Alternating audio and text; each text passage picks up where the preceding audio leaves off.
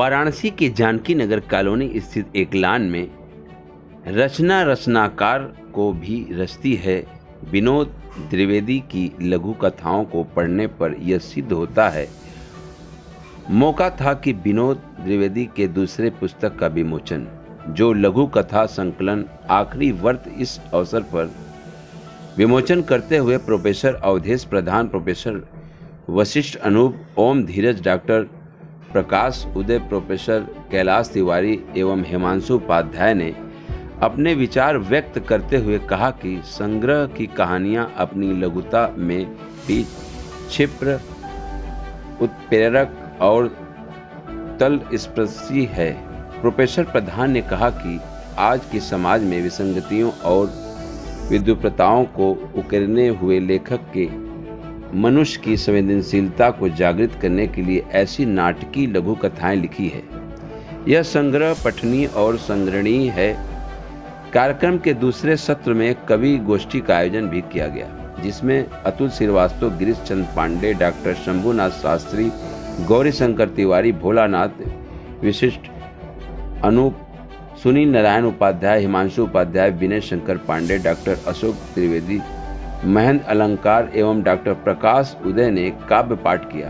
कवि सम्मेलन प्रतिष्ठित नव गीतकार ओम धीरज की अध्यक्षता में किया गया। आए हुए सभी अतिथियों का स्वागत डॉक्टर वेद प्रकाश पांडे ने किया। इस अवसर पर ON उपाध्याय सहित शहर के गणमान्य लोग मौजूद रहे। जब आप बोलेंगे तो परिचय बताओ सामने। हाँ, मैं वशिष्ठ अनूप हूँ, काशी हिंदू विश्वविद्यालय के हिंदी विभाग में प्रोफेसर हूँ। आज किस तरह के पुस्तक का विमोचन किया? आज विनोद द्विवेदी जी के लघु कथा संग्रह आखिरी व्रत का विमोचन हुआ, जिसमें हम लोगों ने उनकी कहानियों पर बातचीत की।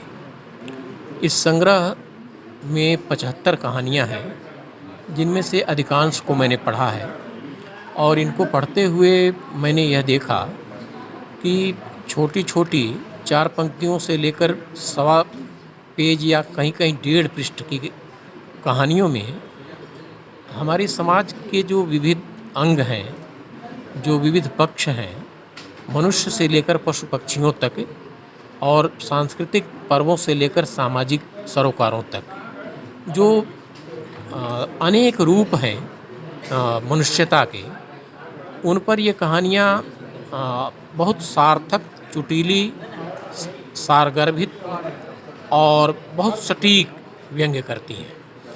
इन कहानियों का जो मूल स्वर है वो व्यंग्य का स्वर है।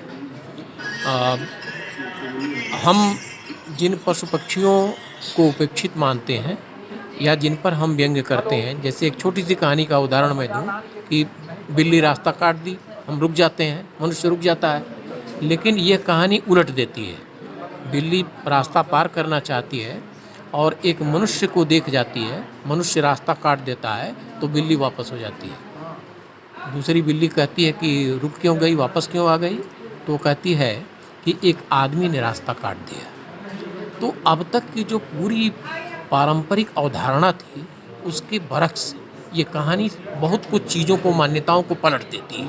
तो बिल्ली से, कुत्ते से, पशुओं से ज़्यादा खतरनाक हो गया है। इसी तरह की इस संग्रह में बहुत सारी कहानियाँ हैं, जो सांस्कृतिक पर्व हैं। एक माँ बच्चे के लिए छठ का व्रत रखती है, लेकिन विनोद द्विवेदी आखिरी व्रत जो पुस्तक है मैंने लिखा है, और इसके विषय में अब आप लोगों को हमारे प्रोफेसर साहब अनूप जी ने बता ही दिया है। पूरी ये सारी घटनाएं जो भी हैं इसमें कहानियों के रूप में मैंने अंकित किया है।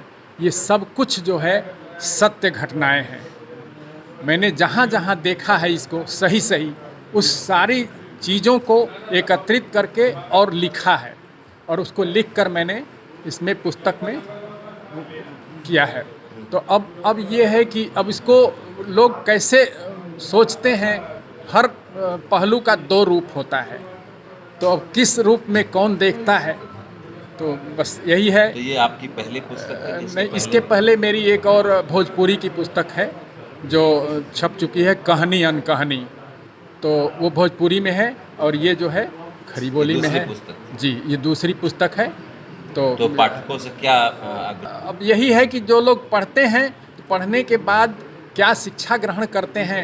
भाई हर चीज़ का दो अर्थ होता है।